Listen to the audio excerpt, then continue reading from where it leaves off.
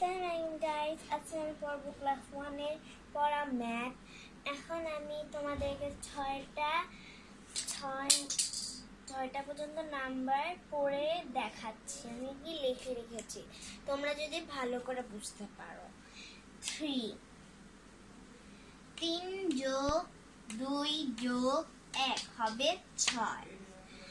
4 যোগ 2 যোগ 4 হবে 10। 1 যোগ 1 যোগ 1 হবে 3। 2 যোগ 2 যোগ 2 হবে 6। 3 যোগ 3 যোগ 3 হবে 9। 0 যোগ 7 যোগ 0 হবে 7।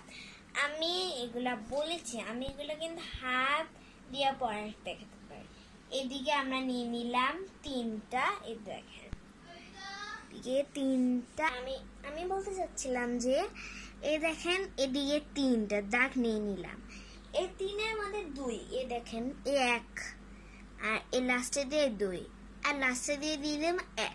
তো 1 2 3 4, এ 5, এ 6 হবে। এদিকে ঠিকই লেখা 6। এখন দেখেন এদিকে 4 যোগ 2 পরে 4।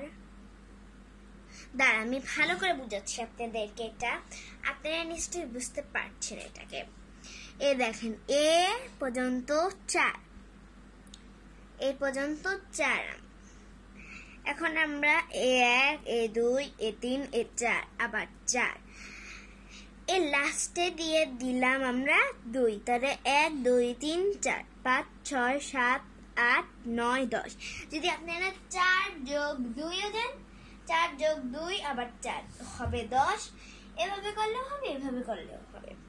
এই দেখেন 1 যোগ 1 যোগ 1 যোগ হবে 3।